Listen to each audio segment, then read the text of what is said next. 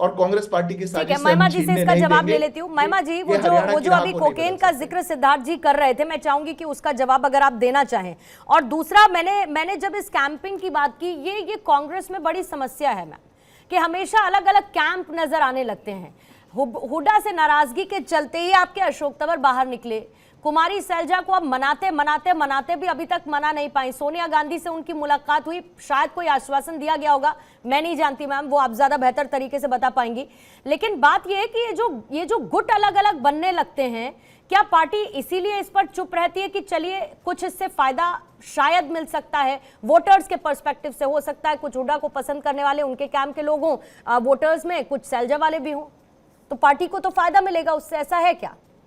सबसे पहली बात तो पूर्णिमा जी, आपने अफीम की और कोकेन की अभी जो बात की, ड्रग्स की जो बात की, ये बहुत अच्छा किया, क्योंकि जवाब बहुत दिनों से पेंडिंग है, कई सालों से पेंडिंग हो गए। अब जब गुजरात के बंदरगाहों पर 3000 करोड़ के ड्रग्स पकड़े गए और उन अडानी के ऊपर आज तक कोई कार्रवाई नहीं हुई। अच्छा किया मुद्दा याद दिलाया, क्योंकि अभी पिछले वर्ष जब मध्य प्रदेश के चुनाव हो रहे थे और 5 राज्यों में चुनाव हो रहे थे, और उससे पहले ये सबूत के साथ सामने आई थी बात कि जो कृषि मंत्री थे नरेंद्र तोमर, कनाडा के अंदर उनकी 10,000 करोड़ की अफीम की खेती है, उसके ऊपर केंद्र सरकार का कोई वक्तव्य नहीं आया था।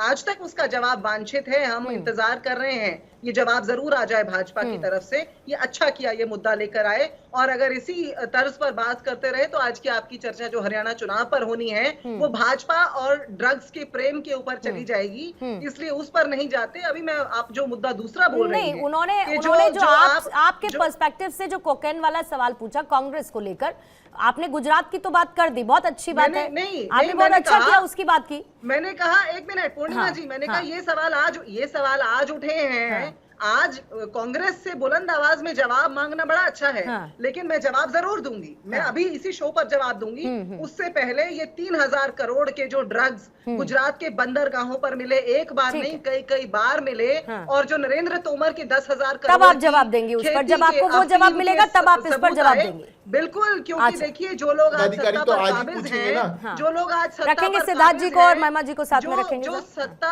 पूर्णिमा जी कब पूछेंगे, जब पदाधिकारी पकड़ा गया तभी पूछेंगे। इस तरह से चर्चा करेंगे, आपने मुझे अवसर दिया, मुझसे बात पूछ रही हैं, मैं उसका उत्तर दे रही हूँ, उत्तर ले लीजिए। नहीं, उन्होंने एक सवाल किया, वो उस सवाल का उत्तर आपसे मांग रहे थे, और मैंने कहा कि अगर आप देना चाहें तो, अगर आप देना चाहें तो, अगर आप नहीं देना चाहें तो उसमें भी कोई दिक्कत नहीं है।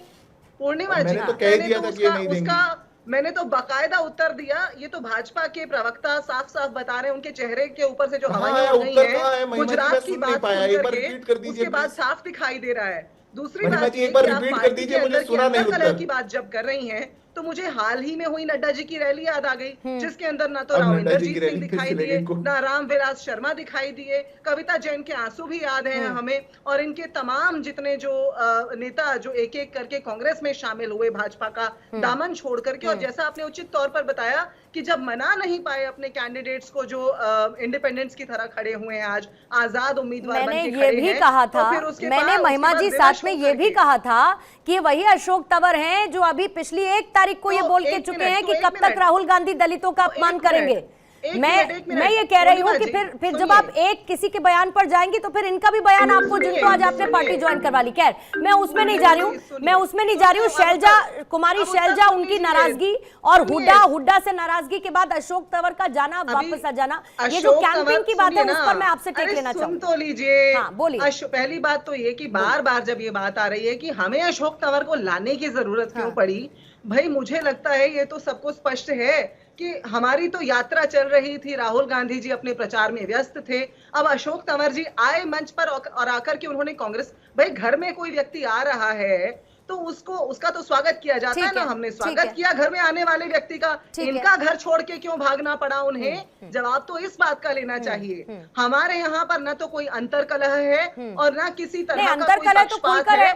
खुलकर है। कुमारी शैलजा के इंटरव्यू सुन लीजिए आप, कुमारी शैलजा के इंटरव्यू सुनिए मैम, अगर आपने नहीं सुने होंगे तो मैंने सुने हैं महिमा जी, बिल्कुल सुने, कुमारी शैलजा के इंटरव्यूज मैंने सुने हैं, मैंने तो इंटरव्यू खुलकर है गुटबाजी, खुलकर है कैंपिंग, हुड्डा ये तो कह फिर रहे हैं मैं सुनिए ना, आखिरी बार तो बीजेपी फिर के साथ सुनिए। दो हाथ करना चाहता हूँ, वो भावनात्मक अपील करते हैं, लेकिन अब आप- उनसे नाराजगी रखने वालों का एक भी मिनट, एक बड़ा एक धड़ा है। मिनट।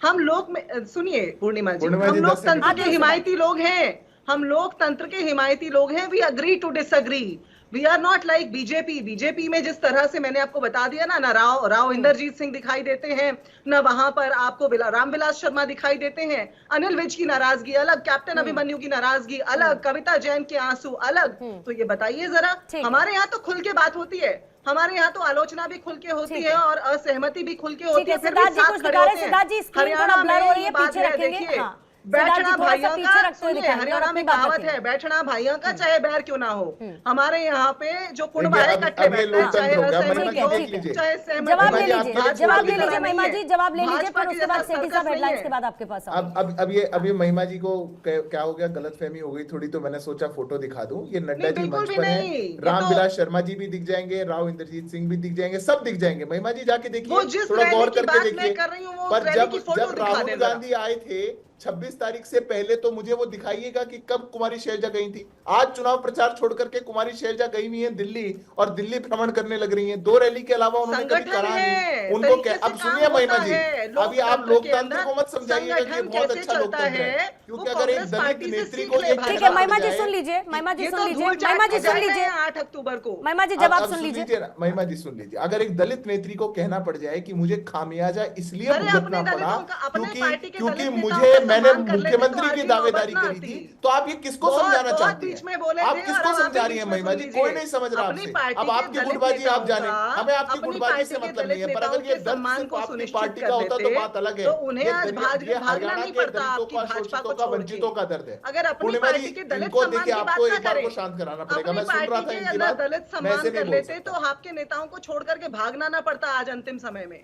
अभी हो गया महिमा जी, मैं बोलूं? अभी आपको बहुत खुशी है, हमारी पर कल नेता तक तो आप बोल रहे हमारी थे अशोक नेता के तंवर जी पास को गई सिद्धार्थ एकदम जी, खराब। सिद्धार्थ जी, हमारे यहाँ की दलित नेता तो हमारे ठीक है महिमा जी शीर्ष प्लीज नेतृत्व के पास रुकेंगे। गई हूँ। सिद्धार्थ जी अपनी बात को 20 सेकंड में सर पूरा करेंगे, फिर सेठी साहब आपके पास आऊंगे। मैं पूर्णिमा जी बस 10 ही सेकंड में पूरा हाँ। कर दूंगा। इनके पार्टी की गुटबाजी है, इनको मुबारक हो। पर अगर ये दर्द मात्र एक नेत्री का होता तो बात अलग थी। ये दर्द हरियाणा के हर उस जन का है जिन्होंने इनका काल देखा। कांग्रेस पार्टी के पीछे पीछे जा रहा है, भाग रहा है उनका काल। हरियाणा की जनता याद कर रही है, देख रही है, जवाब मांग रही है। जब राहुल जी, प्रियंका जी आ रहे हैं तो जीजा जी की जमीन मांग रही है। जब हुड्डा जी को देख रहे हैं तो मिर्चपुर का हिसाब मांग रही है। हरियाणा की जनता मांग रही है कि अब वापस हमारे साथ वो मत करना जो आपने 10 साल किया था। इसलिए महिमा जी चाहे कितना भी गोल गोल घुमा लें, पर ये इन सवालों से वो कभी नहीं भाग सकती। जनता बहुत समझदार है। इनके नेता सुरजेवाला जी हो सकता है कहते होंगे कि राक्षस है यहाँ के वोटर जो भाजपा को वोट देते हैं, पर ये जो देव तुल्य जनता है, ये इनको हिसाब इनका बराबर करके इनको जवाब देने का काम करेगी। ठीक है सेठी साहब जल्दी से आपके पास आते हुए। मैं आपको एक बात बताना चाहता हूं, जो भी पार्टी सत्ता के अंदर होती है, जिस प्रदेश के अंदर चुनाव होता है, वो अपना रिपोर्ट कार्ड लेके जाती है। वो अपना रिपोर्ट कार्ड लेके जाती है कि उन्होंने महंगाई के ऊपर क्या करा, रोजगार के ऊपर क्या करा, उन्होंने किसानों के लिए क्या करा, जवानों के लिए क्या करा, शिक्षा के क्षेत्र में क्या करा, स्वास्थ्य के क्षेत्र में क्या करा। आप गड़े मुर्दे मत उखाड़िए कि 2016 में क्या हुआ, 15 में क्या हुआ। अगर कुछ हुआ होगा तो जनता ने उनको जवाब दे दिया, आपको सत्ता में बिठाया। आपने क्या करा? आपने तो कीलें ठोक दी किसानों के लिए। किसानों के 750 किसानों की जो मृत्यु हुई है, उसका खमियाजा आपको देना पड़ेगा, उसका जवाब आपको देना पड़ेगा। आपने एमएसपी की लीगल गारंटी नहीं दी, आपने खिलाड़ियों का इतना अपमान करा, उनकी एफआईआर दर्ज नहीं हुई, उन्हें आज तक न्याय नहीं मिला, और जो व्यक्ति दोषी था उस व्यक्ति को आपने आज तक पार्टी से नहीं निकाला। उसके बाद आप जो राम रहीम, गुरमीत राम रहीम है, उसकी बैसाखियों पे चल रहे हैं। आप उसका समीकरण बता रहे हैं कि उनके इतने फॉलोअर हैं। जिस व्यक्ति ने 2 महिलाओं का रेप करा, जिस व्यक्ति ने अपने शिष्यों को नपुंसक बनाया, जिस व्यक्ति ने जो एक पत्रकार थे जो जिनकी हत्या करी, उसके ऊपर उनको 20 साल की सजा और लाइफ इंप्रिजनमेंट मिली हुई है। राम रहीम पैरोल पे बाहर आ गए? नहीं, पैरोल 9 बार पैरोल कैसे? नहीं अभी पूछ रही हूँ बाहर आ। मैं ये कह रहा हूँ नहीं मैं आप समझिए मैं किस तरफ जा रही हूँ, मैंने इसीलिए पूछा बाहर आ गए अभी? नहीं, बाहर आ गए। एक मैसेज जाता है जनता के पास कि अगर आप जनता को आप एक मैसेज दे रहे हैं कि अगर भारतीय जनता पार्टी के आप साथ हैं तो आप जितना मर्जी क्राइम करिए, आपको पैरोल भी मिलेगी, आपको सजा भी आपकी माफ हो जाएगी, और आपके साथ सारी चीजों को रौंद कर आपको आगे लाया जाएगा। ये जनता में एक गलत मैसेज जाता है। ये आपने बीजेपी का पर्सपेक्टिव बताया, जिसका जिक्र आपने अपने ओपनिंग स्टेटमेंट में भी किया था। जो मैंने महिमा जी से सवाल पूछा, ये जो हुडा के अपने समर्थक, फिर उसके बाद कुमारी शैलजा है, ये जो दो गुट हैं, ये भी तो क्या कांग्रेस के लिए कोई स्थिति को डैमेज कर रहे हैं थोड़ा बहुत, आपको लगता है? देखिए मैडम, जब बड़ी पार्टी होती है उसके अंदर बहुत सारी विचारों की या आपस में मतभेद होते हैं। जब वो मतभेद बंद कमरे में बैठकर सॉर्ट आउट होते हैं तो उससे पार्टी को कोई फर्क नहीं पड़ता। जो हरियाणा की जनता है वो ये फैसला करेगी कि हमें कांग्रेस के साथ जाना है, हमें बीजेपी के पास साथ जाना है, आम आदमी के साथ जाना है, या दूसरी जेजेपी जो उनकी बी पार्टी है। जब उन्होंने, देखिए, उन्होंने अपने मुख्यमंत्री को बदल दिया। एक हरियाणा के मुख्यमंत्री को बदलने का मतलब है कि उनका टोटल फेलियर है, कि वो कुछ डिलीवर नहीं कर पाए। ये जनता में एक मैसेज जाता है। और जब उन्होंने देखा कि किसानों ने उनको माफ नहीं करा, किसान उनसे नाराज हैं, तो जेजेपी को बोला कि आप अलग से चुनाव लड़िए, अगर आप कुछ सीटें ले आएंगे तो फिर मिल जाएंगे। जितना मैं समझती हूँ इस पर रतन जी आपका जवाब लूंगी, लेकिन क्योंकि मैंने आपके महासचिव से एक बार एक्सक्लूसिव बातचीत की थी, तो उन्होंने मुझे इस बात का जिक्र किया कि हमारा एक कॉमन मिनिमम प्रोग्राम था और उसमें एक पॉइंट पर आकर एक ऐसे मतभेद बने दोनों ही पार्टियों के बीच में कि जेजेपी उनके साथ नहीं रह पाई।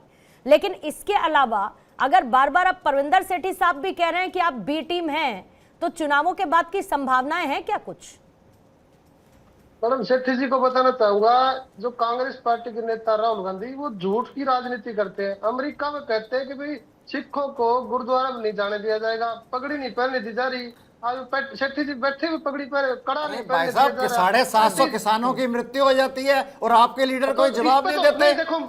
आपकी स्थिति बड़ी खराब हो चुकी है। एक बार सुनेंगे, एक बार नहीं, आप बताइए, क्या आप पगड़ी पहने हुए हैं? क्या आपको दबाव है कोई पगड़ी का? पगड़ी पहनने उतारने का कोई दबाव है? कड़ा पहने हुए हैं आप, और आपको गुरुद्वारा में कोई रोका जा रहा है? मेरा किसी पार्टी से लेना देना नहीं है, मेरा किसी पार्टी से लेना देना नहीं है। मैं तो एक सच्चाई की बात कर रहा हूँ। जब 750 किसानों की मृत्यु हो जाती है तब दुष्यंत चौटाला जी कोई स्टेटमेंट नहीं दे पाते, क्योंकि बीजेपी के उन्होंने बयान दिया, आपके ऊपर सिखों के ऊपर बयान दिया है कि उनको पगड़ी नहीं पहनने दी जा रही। आप पगड़ी पर झूठ के ऊपर राजनीति कर रहे हैं राहुल गांधी जी। 2024 में कहा लोकसभा चुनाव में कि आरक्षण खत्म कर देगी भाजपा, और अमेरिका में जाके कह रहे हैं कि समय आने पर आरक्षण खत्म कर देंगे। ये क्या स्टेटमेंट है? ऐसे नेता को ऊपर आपसे ये प्रश्न करा गया है कि चुनावों के बाद क्या आप भारतीय जनता पार्टी में मिलेंगे? बिल्कुल मर जाओगे अगर आपकी कुछ सीटें आती है तो।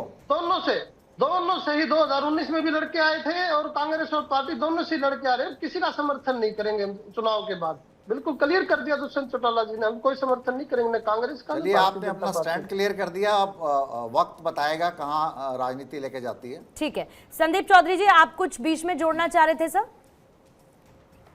हाँ पूर्णिमा जी, मैं ये कहना चाह रहा था कि बीजेपी प्रवक्ता बहुत अच्छे से अपनी बात रखते हैं, लेकिन इन्हें ये ध्यान रखना चाहिए कि कब क्या बात कहनी है। जैसे इन्होंने ड्रग्स की बात की, देखिए बीजेपी की नेता सोनाली फोगाट ड्रग्स लेके गोवा में मारी जाती है, बीजेपी की वहां पे सरकार है। आप ऐसी चीजें आप निकाल के लाते हैं, आप सेल्फ गोल कर लेते हैं। तो इस वक्त बीजेपी के प्रवक्ताओं को इसे अपना थोड़ा पढ़ के आना चाहिए, समझना चाहिए कौन से मुद्दे को छेड़ना है, कौन से को नहीं छेड़ना है। जो नए लोगों को जिम्मेदारी मिली है, जानकारी की कमी है, वो बीजेपी की कहीं ना कहीं फजीहत करा रहे हैं। ठीक है,